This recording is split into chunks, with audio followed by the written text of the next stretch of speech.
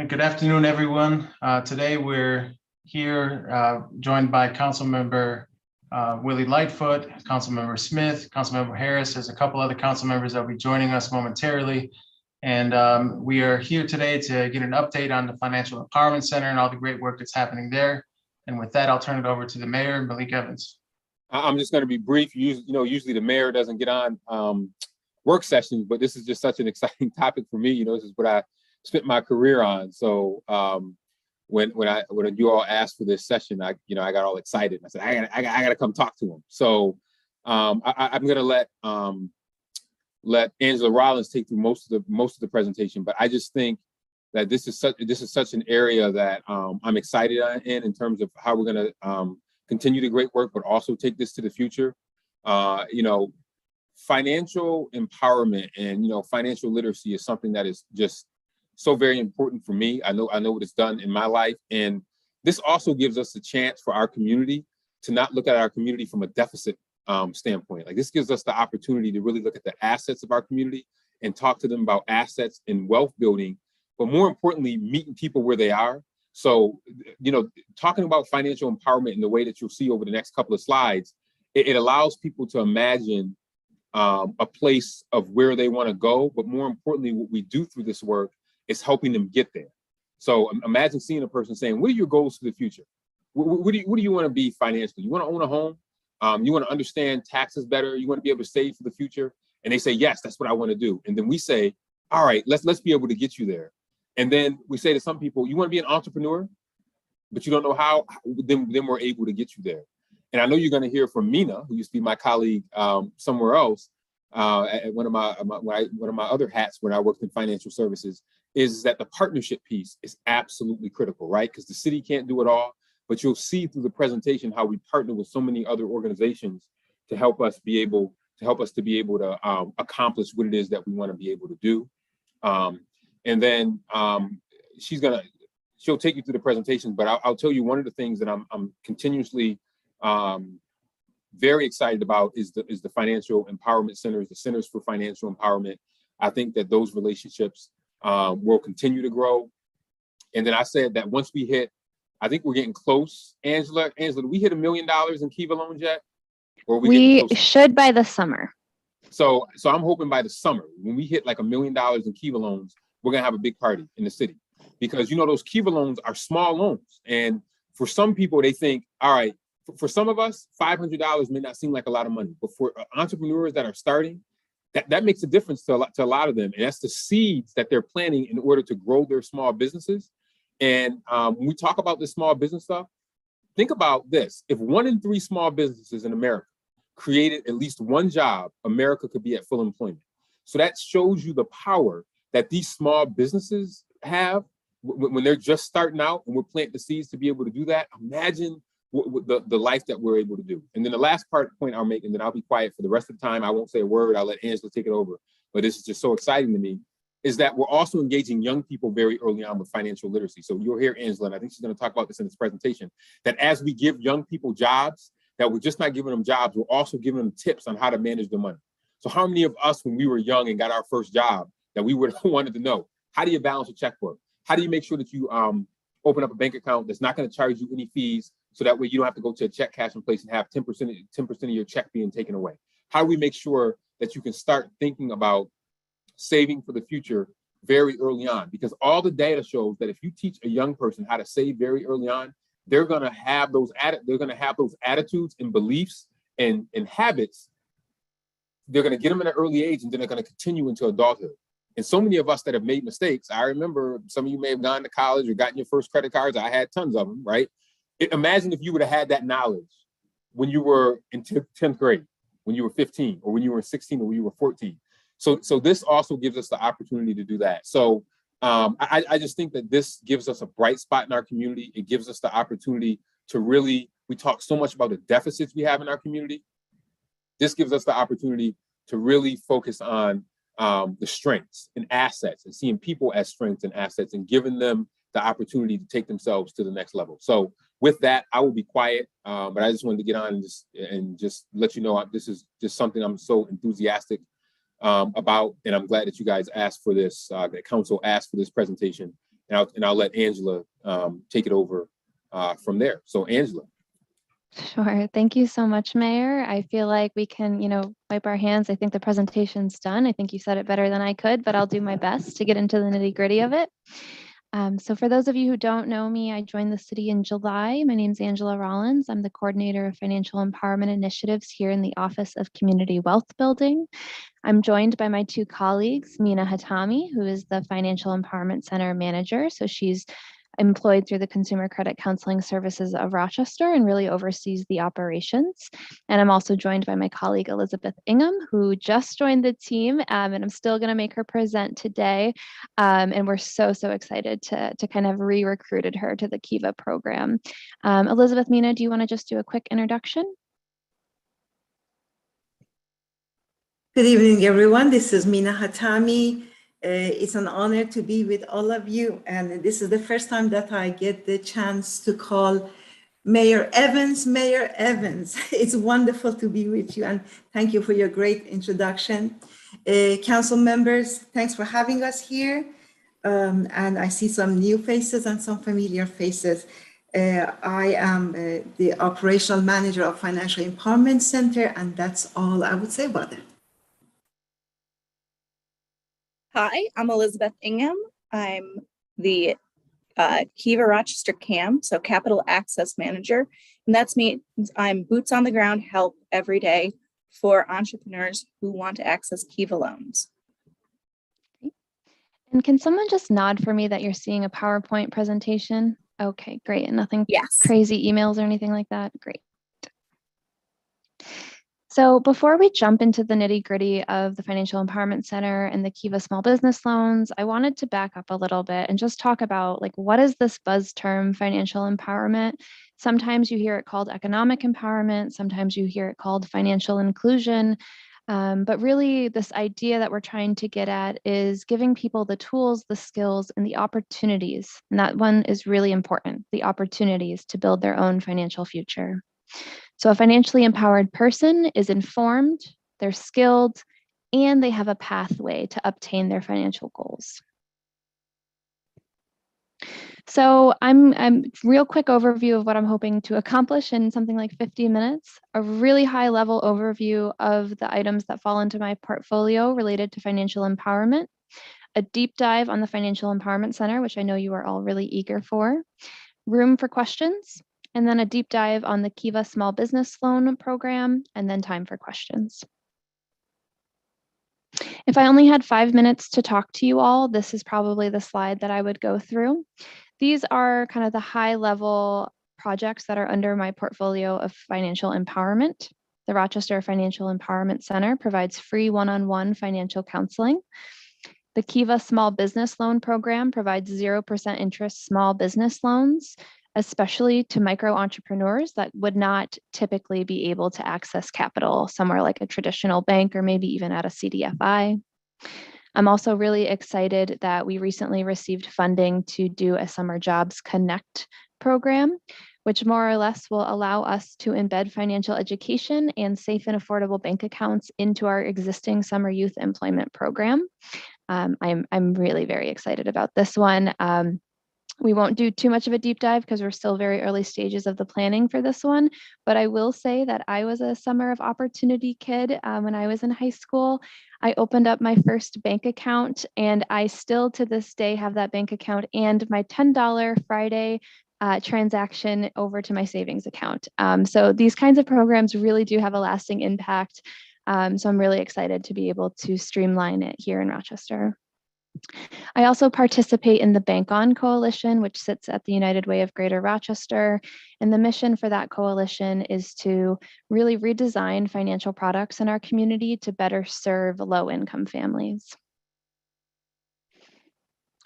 So when I think about what's my dream for financial empowerment here in the city of Rochester, it's really about changing the way that the city government operates by embedding financial empowerment into what we do. So just like we talked about with Summer Jobs Connect, we do summer youth employment, but let's also have a financial empowerment component to that.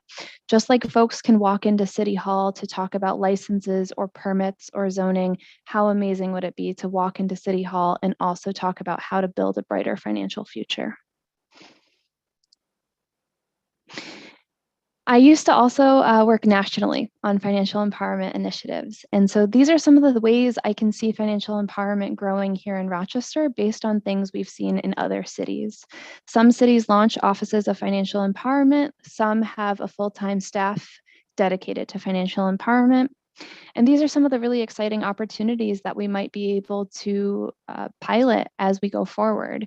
Things like children's savings accounts, things like match tax return savings programs, focusing on consumer protection and helping equip folks with legal assistance, helping low and moderate income families get involved in investments, especially investments for their children, and thinking about it, compounding interest from a generational perspective, 529 accounts, custodial accounts, things like that. And developing credit building opportunities such as products or programs that would allow for rent or utility credit reporting. These are just a handful of ideas I thought I would highlight of ways financial empowerment can really grow here in the city of Rochester.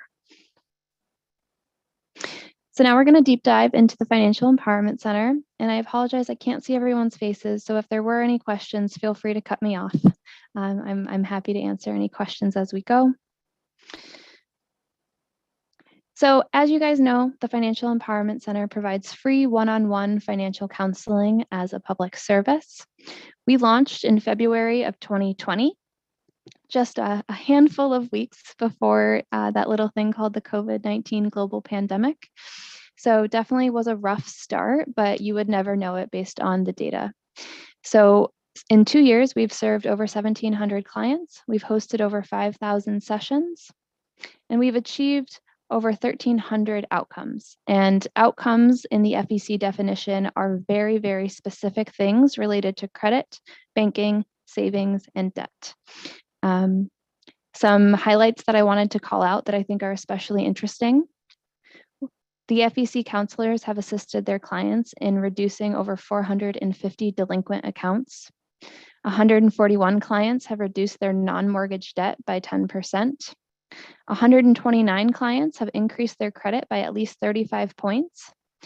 14 clients have established a credit score. 207 clients have increased their savings by at least 1 week of income. And we really love this number because it kind of makes it all click, I think.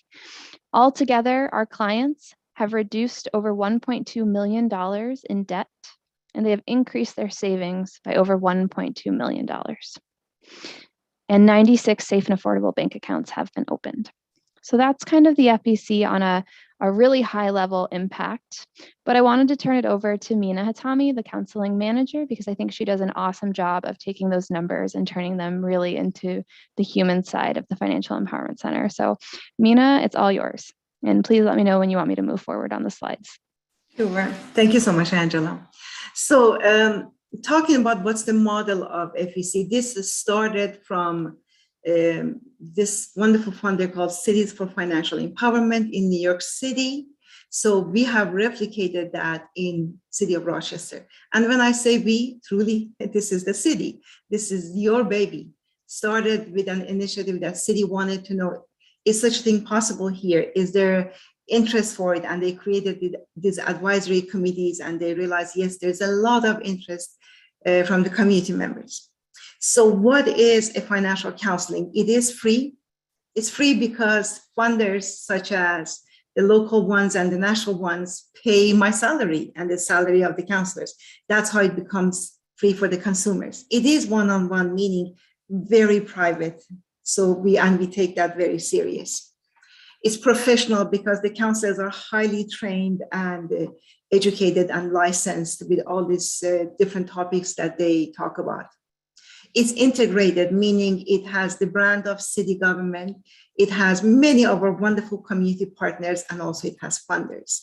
So it's completely embedded in the community. It is data-driven. Why is that? Because community and our funders want to know, do we do what we say we do? So where are the numbers? How can we prove that actually this money, this fund doesn't get wasted? So we have data up to the lower. It's government branded and it's sustainable, again, because the funding is available. And thanks to Angela, we usually have a good 1 to 2 years ahead. So we don't have to worry every 6 months if we're running short or not. Angela, would you please go to the next slide? Thank you. So what happens in a financial counseling? These 4 areas, as we mentioned earlier, these are the ones that we focus on. Saving, meaning, by the way, one thing I forgot to mention, the consumer, the community member that comes and sit across from the counselor is in the driver's seat. Because one of the first things that they're asked is that, what are your financial goals? So they answer that question. The next thing that they're asked is that, what are your pressing needs? Because there may be 10 different financial goals, but what's the one that the most urgent? So that's the first thing that's going to be paid attention to. So as far as the saving, there's always a goal for saving. Do they want to save for a car? Do they want to save for a home? So whenever there's a decision like this, there has to be sacrifices, right? Definitely. So those are the emotional sacrifices that in the counseling session is talked about. That what are you willing to give up in order to save for that down payment? The other part of the counseling is reduction of debt. So you know that we do a soft pull of credit, and in that soft pull, many times we find out there are things that either can be disputed, or if it's a loan with a high interest, we can actually suggest refinancing so they can save some money and reduce their debts. Bankability. Having a bank account is a privilege. Most of us who have it, we don't look at it as such. But you know very well the people who don't have that bank account, they pay a lot for check cashing services. They pay for money orders. So therefore, people who, for lack of better term, they do not have a lot of funds available and they do not have access, everything is more expensive for them. So we want to make sure that either if there is something in the check system against the community member, we can help them remove it, or that we can get them in touch with the bank accounts that don't go through check system. And last but not least is improving the credit score, help them dispute things. And again, we help them, yet they are the one being educated as to how they do this. Angela, would you please change the slide? Thank you. So model of FEC, as you see the big oval in the middle is the counselor-client relationship. What do we mean by that? It means this counseling is not a one-time thing. As long as the client need it, they can come back and see their counselors. And of course, during the COVID, there wasn't much seeing happening. All the counseling happened with the phone calls or sometimes video call, but little by little, we're going back to the model of face-to-face. It's city branded. City of Rochester is the entity that brought it to Rochester and gave it like a trust to Consumer Credit Counseling of Rochester because they have the expertise for financial counseling. Community partners help us sustain this program. Funders help us get the program going. And then training is done through the national entities such as National Association of Certified Credit Counselors and NFCC. We're ready for the next one. So who are these community partners we're talking about? You know every one of them. Rochester Housing Authority, Foodlink, MCC. Going to the next slide, we have CEO Center for Employment Opportunities. We have OASIS, Department of Human Services, Ibero, and a few more. And each one of them sort of give their best and their clients, the one that needed the best, to us, they refer them to us. And with that, I pass it to Angela. Thank you, Mina. So I wanted to touch quickly on an integration that we are piloting for the Financial Empowerment Center. So I hope a few of you might have seen the press release that went out earlier this week.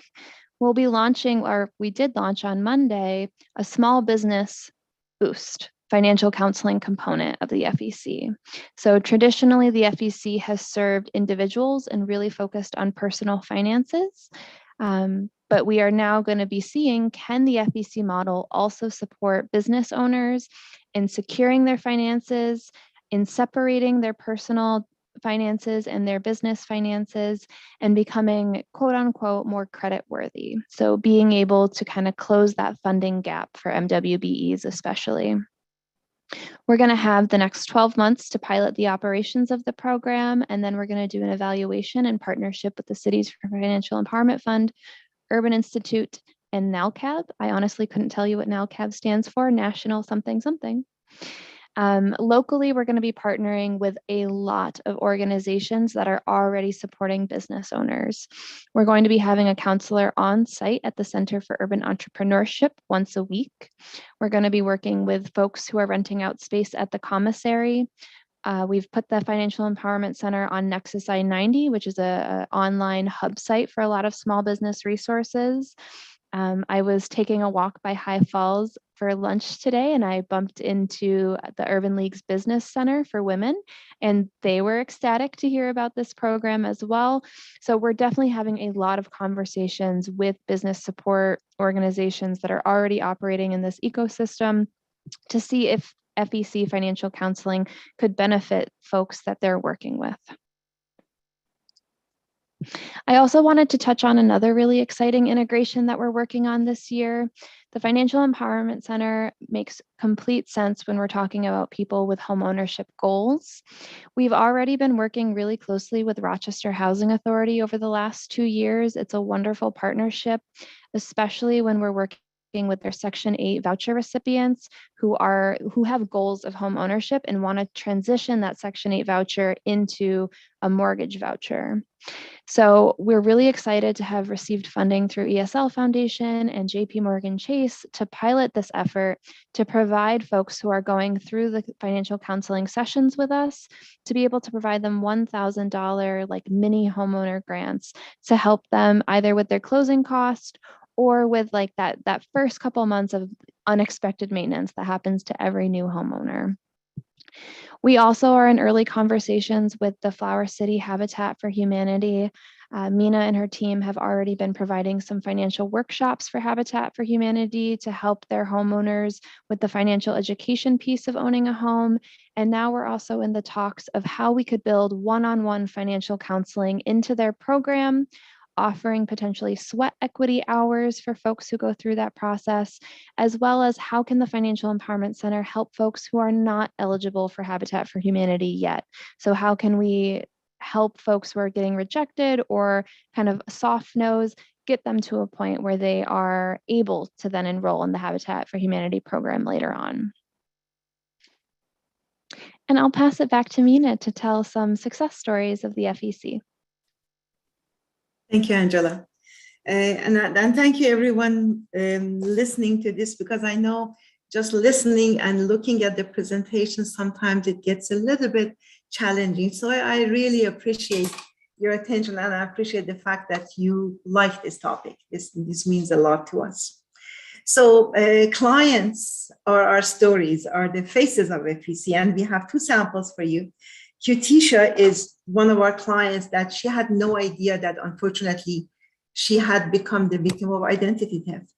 So this all came about when we did a soft credit pull, and she saw items in her credit report that had nothing to do with her.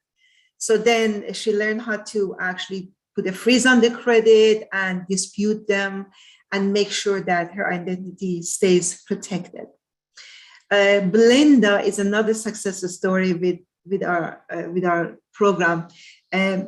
Just like everybody else, she had the American dream of home ownership, but she didn't know how to save, what to do with the credit score, how to improve it, what are the requirements. And she was able to actually do all of that. She was able to improve her credit. She was able to save for the down payment and be pre-qualified for home ownership. Now, one thing that we don't have a slide for, and I'm going to pause on this slide and talk about another set of people that are faces of FEC, and they're not in this slide, are the counselors, because truly Angela and I create the support system for the counselors.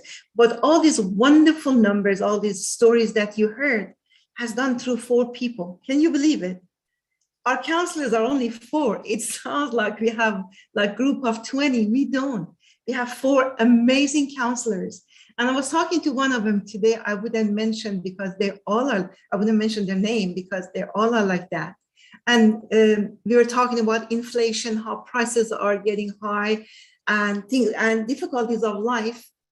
And then the FEC came up and they said, you know what? I love my clients. You know what I like about what I do? The best part of my job are my clients. I love them. So this is the kind of people that actually take care of our community members. And I want to just mention their names because Angela and I love them. So we have Juan Lozada, Latasha McGill, Stacy Walker, and Marissa McIntyre. So with that, thank you for hearing this. With that, I go to questions to see if you have any questions for Angela and I regarding Rochester Financial Empowerment Center. Well, first and foremost, thank you for all of the information today. This has been helpful to see the update. I do have a question related to the home ownership program. I think you said there would be about 30 homes, potentially $1,000 per. And is that specifically an RHA program, or is that also available in any other form? So right now we're just piloting this with the Rochester Housing Authority. So they'll actually be the ones issuing the checks to folks in their program transitioning to home ownership with the Section 8 voucher. I would love to dream big with you about how to take that further. Great. Any questions from council members on the FEC? Yeah, I have one. Councilmember Gruber? Thanks. And sorry, I was a few minutes late, but I think one thing that should not go without saying about the Financial Empowerment Center is that if I recall, correct me if I'm wrong, anyone, but if I recall, the ribbon cutting ceremony for all of this stuff was scheduled in March 2020. And am I right about that? Yes, Yeah. you are. Yeah. So I think it's never easy to figure out how to readjust on the fly, but I appreciate all the hard work that's going into this. I have a question about the funding. This isn't meant to be a coy statement here, but I don't think there's a single program where we as council are asked more often to kind of vote on things related to budget line changes and grant changes more than this one. I just want to try to get an understanding of what is happening at a kind of macro level with the funding for this program and all the different outside sources that we have. Sure. So right now it is primarily funded through philanthropic support as well as through financial institutions. And I almost want to apologize for the fall of just so many funding opportunities came through. And I am working with our budget analyst to think about ways to streamline that. So we're not necessarily going to council every single time we're able to get another grant, and how we might be able to do it on a quarterly basis or anything like that. I hope that answered the question. It did, and it's not a criticism at all. I mean, it's a good thing that you all are bringing in private philanthropic dollars to help with this work. I just want to try to get a sense of what do all these changes mean? Because if I recall, when Brad was first bringing this program to the city of Rochester, a lot of it was through support from, I think it was mostly from one different funding source, and now it seems like there's a lot of different ones. And could you just give me like a snapshot of who funds this now and how many of those existing funding sources have an opportunity to be long-term sustainable funding sources? Sure. So what you're remembering is the Cities for Financial Empowerment Fund was the one who really funded the bulk of the first 2 years of the program. I think we were asked to bring about 1/3, maybe a half of funding through private dollars. So now we're transitioning away from them.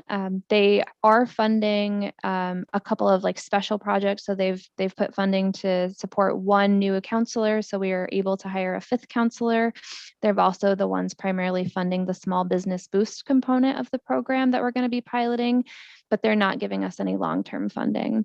So other funders that we have been able to secure is ESL Foundation, M&T, 5-Star. We also were able to get funds through CDBG CV to fund one FTE. Wow, lots of acronyms in that one. United Way has offered support, and I feel terrible because I should have the list in front of me, but so we are getting a lot of small to medium-sized grants. As Mina kind of referenced earlier, our goal is to have funding 2 years out, so we're never in a position where we suddenly have to chop a counselor's salary last minute or anything like that. And I think the dream for the Financial Empowerment Center model from CFE Fund is that we will eventually be able to kind of fund the core program through public dollars. I think it's just a matter of getting to that point. Angela, another question. Just I remember in the fall, I believe it was the fall or late summer, there was a celebration around the amount of savings that happened in the community. I think at that time, it was $1 million saved by people who were participating in the program. Could you give us an update, if not today, in the near future, on how that's going, how that's continuing? And it'd be nice to know progress on that work as you continue to do this. Because I think that's important for the public to know that these services actually are really moving the needle on saving money in the community and people making progress in that regard. Sure. So I'll just say that as of, I think, February, we had hit 1.2 something million in savings increased. And I'm kind of kicking myself for not pushing to do the press conference when we hit 1 million in debt reduced and 1 million in savings. And we kind of jumped the gun about $100,000 early on the debt reduced. But that's amazing. Yes. Councilmember Lightfoot. Thank you, Mr. President, and a great presentation.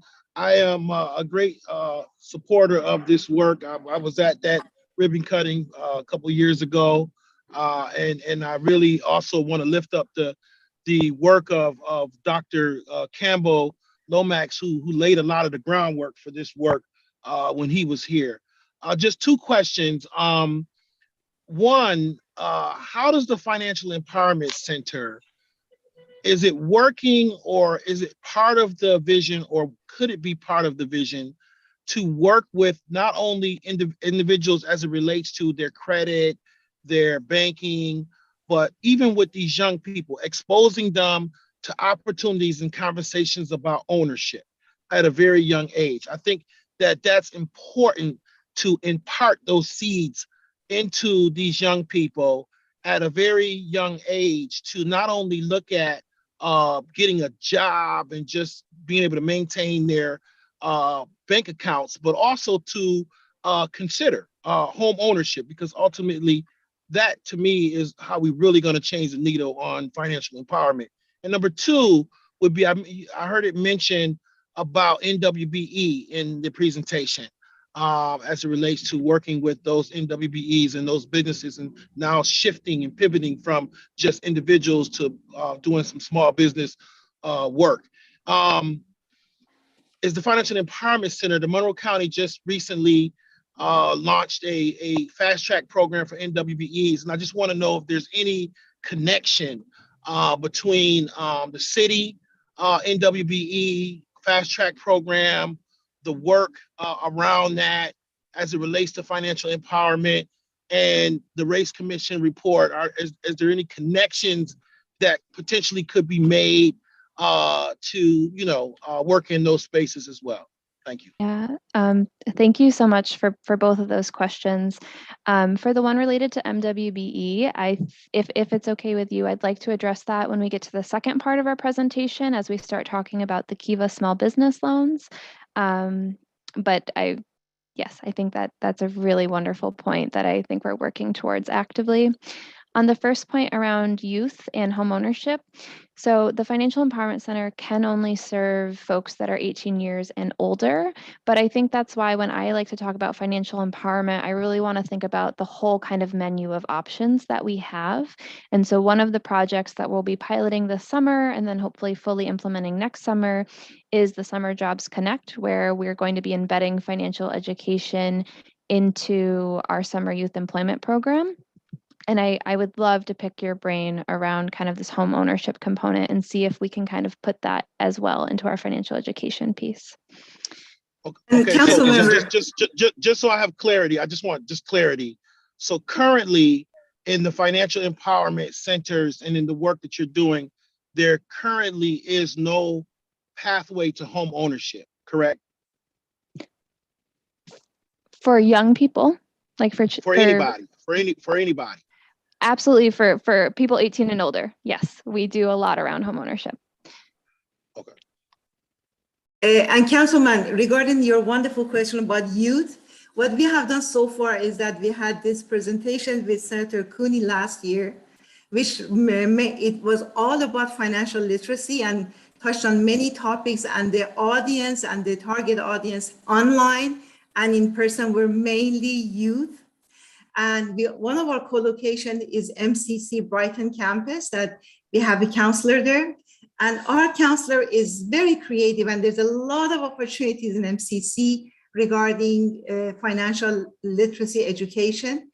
And so she does tabling, she does presentation, she goes to these dorms, like the halls, what is it called? Student halls.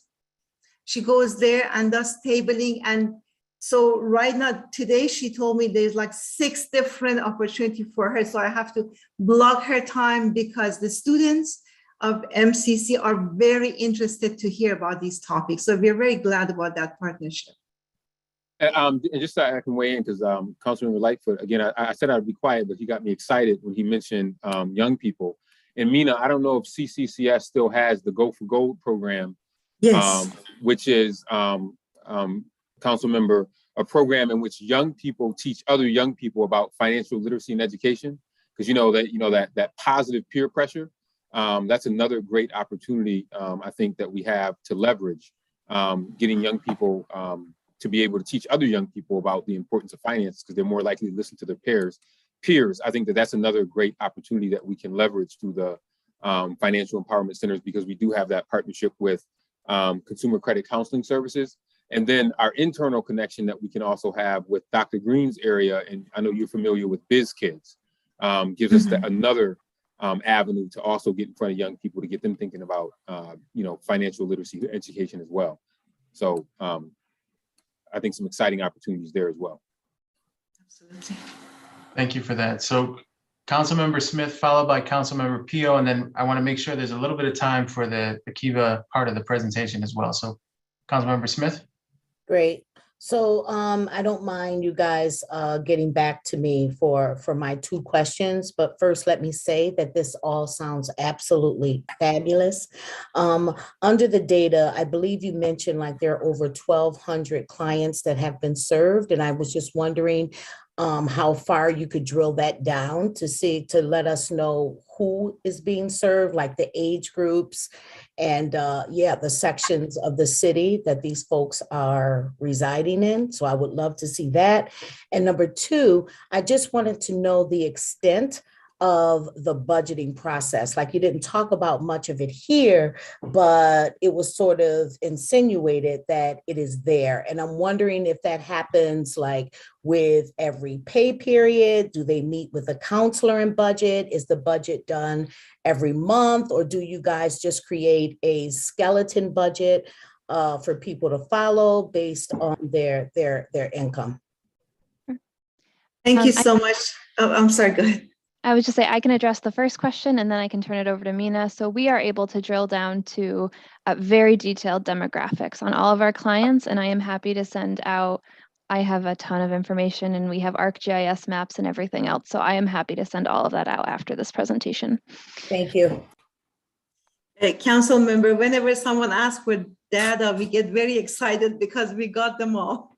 Thank you so much for being interested in that. So as far as budgeting, that happens in the first session and then continues all the way through. So one of the tools that we have in our software is called Money Tracker, which asks the community member about so many different items that I never think about, like how much do you spend on your hair, on your nail? How much do you spend for gift? How about charity? How about car repair? How about taxes? all these things that normally we don't think about. How about eating outside? So then they sort of create a baseline as to how the budget looks like. And then they ask the client to go ahead and track down their expenses, write it down or save it. Next time when they see each other, they realize there's a huge gap between what they've tracked exactly and what they said in the first session. So every time they get together, which could be every 2 months, every few weeks, every 3 months, the budget is being visited and the recommendation is given to them. Thank you. Pleasure. Councilmember Peel? Yes, I want to appreciate and let you guys know that you're doing a fantastic job. I know we had met last year with just me and the FEC, and we had talked about how there was a missed opportunity with the Northwest District, and you guys stated that you were going to make that a priority in this coming year. What have we done to really do outreach for the Northwest District and increase the number of people who are actively engaged in the Financial Empowerment Center? Thank you so much for bringing that up. It was a pleasure to meet with you last year. Actually, COVID is the one that created some pause in that because we were very interested. I know that we met with Daisy, if I'm pronouncing her last name, Algaram. Am I saying it right? Yeah. And then I went and did a couple of presentations to all the communities. So that's the extent of it, but we are interested to visit that quadrant that we are low on and see how we can reach. And also we're interested to know what's the foot traffic in the community center. Is physically being there the best way to handle it, or is it better to be online? So we are checking all these possibilities.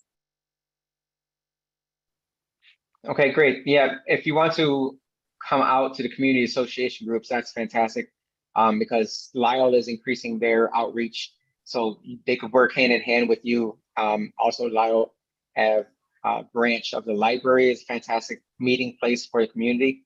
I would say the only rec center that's really, I shouldn't say the only rec center, but Edgerton Community Rec Center is big for traffic as well. A lot of younger kids there too. So if you want to really hit the youth, the Edgerton Rec Center is great, as well as the. I'll send you a couple of them. That way we can. I really appreciate that. Thank you so much. We'll continue. Great, thank you for that. We have about 15 minutes allotted here, so I want to make sure we get to Kiva. So with that, I'll turn it back to you. Sure, thank you. And Elizabeth and I did prepare for the speed run version of the Kiva slideshow, so we are ready. Before I jump into the details of the Kiva loan, I wanted to ground us in actually something that Councilman Lightfoot brought up a moment ago, which was the Commission on Racial and Structural Equity report. I had the honor of participating a bit in the business development group, and one of the biggest issues that came out of all of the community engagement work that we did and the recommendations that ended up in the report was this concern around access to capital, especially for MWBEs in our community. And the recommendations of the Raise Commission report really said that the city and county could and should provide more financial assistance to MWBEs and also create a pathway for MWBEs to get plugged into our CDFIs, Community Development Financial Institutions, and then help move them on to financial institutions as appropriate. And we know that it's hard for financial institutions to do that. Financial institutions make money when they're providing larger loans with interest to low-risk borrowers, folks with established credit who have access to collateral for those loans, who have audited financials. It's expensive to give out small or micro loans that could make a really big difference to a small MWBE, especially when they don't have established credit, they don't have any collateral for that loan, and they don't have audited business financials. There are a lot of predatory financial products out there with very, very high interest rates. Some folks put things on credit cards. All of this can kind of get a small business owner into a very vicious financial cycle that is not good for them. So I'm going to actually turn it over to our newest city employee, Elizabeth Ingham, to talk more about kind of a solution that we have here at the City of Rochester. Hi, everybody. Can you hear me all right? Awesome. So I'm Elizabeth Ingham. I'm the Kiva Rochester Capital Access Manager. So again, my job is boots on the ground. I'm every day calling, face-to-face meeting with entrepreneurs who want Kiva loans, who have gotten Kiva loans, who are repaying. So Kiva provides 0% interest, zero fee, small business loans from $1,000 to $15,000 with terms of 12 to 36 months. All right, next slide. So far in Rochester, we actually just updated our numbers. We have funded 161 loans, totaling $926,000. And that's 0% interest, direct investment into the hands of our micro entrepreneurs. So average loan size is, just under $6,000, which it wouldn't be much to a large business like Danny Wegmans won't do much with $5,000, but to someone who's just starting, to a kid just starting, to a small mom and pop shop, like that's a lot. So unlike other financial institutions, 75% of Kiva loans in Rochester are from minority-owned businesses, and over half of the loans have gone to women-owned businesses, which I don't know if you know some statistics, but generally less than a third of all business financing goes to women. So, which is, not as much. And so far, 71% of our borrowers have credit scores below 650. So they would not be able to get affordable financing anywhere else. So how we really envision this program going is Kiva being the first rung on that capital ladder.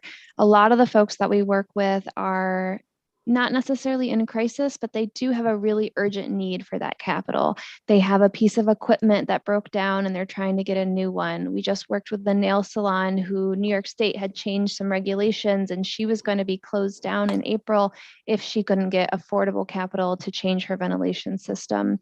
So a lot of folks come through the door with an urgent need, needing affordable capital.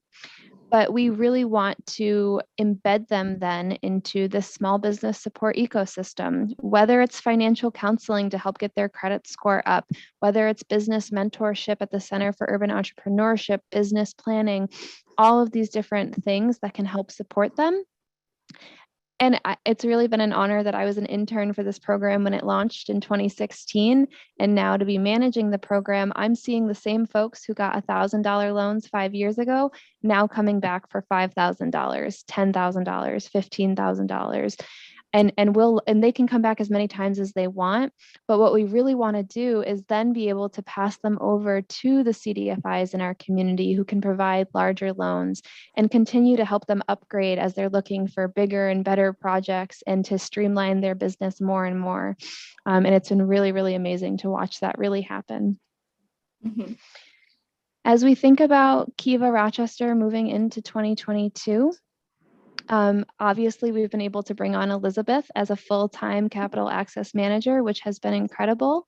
Until now, the program had been staffed by AmeriCorps support, so usually a very young professional, and then a part-time contractor. So this is our first time really having one full-time dedicated staff. So we really can't wait to see how much the Kiva loan program grows as a result.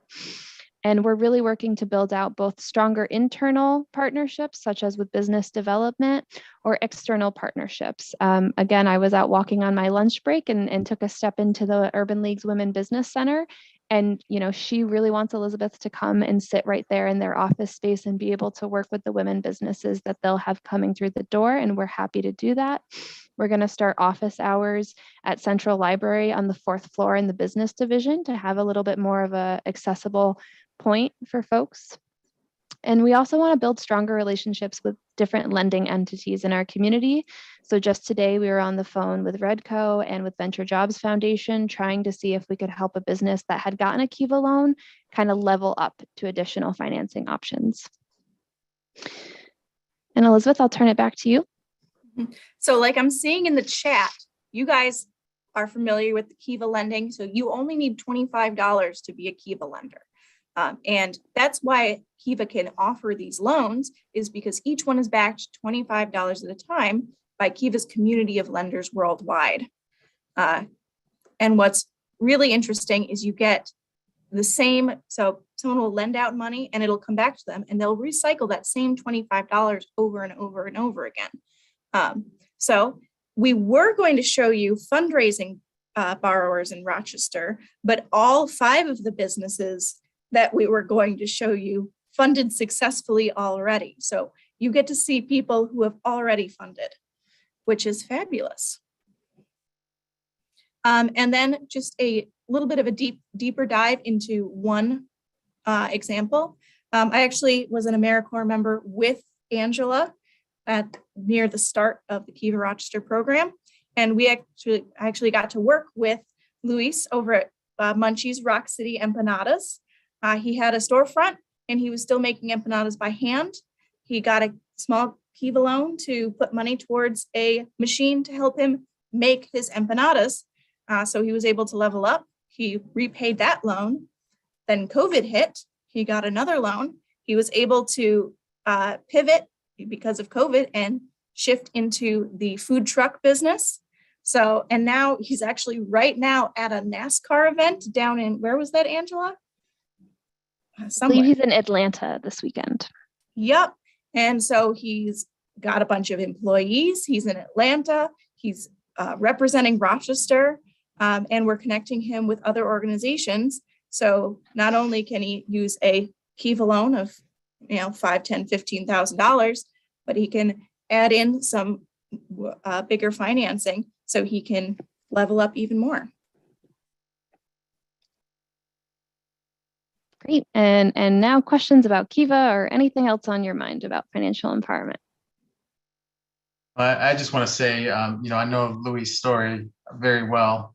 He was also at the International Plaza last year and he's bounced around the community, and it's just amazing to see what the small supports, the small loans can do to make an entrepreneur take it to the next level and strive. And I also just want to say, in terms of the product, 0% crowdfunded. I know this is something that the previous administration and the current administration both support. We as a council love to see these types of products in our community, because that 0%, you can't find that anywhere, period. So to see that work actually coming out into the community. So I'll open it up. Any questions from my council colleagues on this? I think your presentation was so good. Oh, I heard someone. I do have 2 quick questions. Councilmember Gruber. Thanks. First one, and there may not be time to really answer these things. So if there is, great. If there's not, I'm happy to think about it to try to get answers some other time. But the first one is in regards to something you mentioned about business development. This has always been a place that I've been a little bit confused as to some of the way that we structure things internally. We have a whole business development team in NBD, and on top of that, we also have all the street liaisons who are responsible for doing some business development themselves. So my first question is, how does Kiva and how does the Office of Community Wealth Building generally build connections with the other business development entities that we have? And that's not even to mention Redco, which is a whole nother way to answer that question. So again, that may be too much to answer right now, but at least know that that's a question of mine. And the second would be what kind of effort we're doing to make inroads with the refugee community, which hopefully will be a growing refugee community and certainly very entrepreneurial themselves, but has a great deal of language barriers. So I'll answer the first question as best as I can, which is, since I started in July, I've set up biweekly check-ins with the business development team, Thad and his team. And so we've built a really amazing relationship of referrals. And I think they do an amazing job at sending folks who aren't quite ready for a business development product over to Kiva to see if Kiva makes sense for them. The street liaison piece of it, I didn't totally understand the street liaison model, to be honest with you, until just a few weeks ago when I had a great meeting with Daisy. And so I'm going to be presenting at one of their quarterly check-ins, I think next week, perhaps the week after. And one of the things we're hoping to do is have Elizabeth sit at one of the service centers and really be connected with a street liaison. We're not sure exactly which one at this point, but we're hoping to kind of pilot, see how that relationship goes, and then see how we might be able to expand it. And on top of that, we're popping into regularly the business, business Association meetings. association meetings. There we go. It's been a long day. Yeah, we've been popping into the business association meetings, and we have a couple of corridor walks planned on the books with liaisons. So they're boots on the ground, and we want to, use their smiling faces that already have rapport with the businesses. And as far as the refugees, if I may pick up that answer, Councilman, we are in partnership with Oasis, which they take care of a lot of refugees, particularly Afghan refugees. And we've become humbled at how much we don't know about a new culture. And then therefore we understand how overwhelming it is for them to be here. So we have learned to go to that level and then communicate with them with financial literacy in that level. And I'm thinking we can bring up Kiva in order to talk about entrepreneurship as well with the same community. All right, final word from Councilmember Patterson. Thank you. Mike, we can't hear you. I remember when this program started up a bunch of years ago with Brad and everything, and I became a Kiva lender almost immediately. And I just want to encourage everybody on council and everybody watching, throw 25 bucks in, read through, find something you like, give it to them. Folks, you're going to feel good. Your money's going to do good, and it's going to come back to you. So, hey, this is if you're looking for an opportunity to do good just for the sake of doing good, become a Kiva lender. Thank you. Thank you. Thank you. Great, And thank you. I just dropped in the chat someone who's fundraising right now, just in case any of you guys want to go ahead and follow that recommendation. Thank you for that, Angela, Elizabeth, Mina. Great presentation. Thanks for keeping us informed. Please continue the flow of information to us. If there's other things you think we should know that wasn't shared today, or some of the questions that came up during the meeting, we appreciate you sharing any information you have with us. Thank you so much. Appreciate it. Thanks. Thank Have you. a great day, everyone. Thank you. Thank you. Bye, everyone. Bye.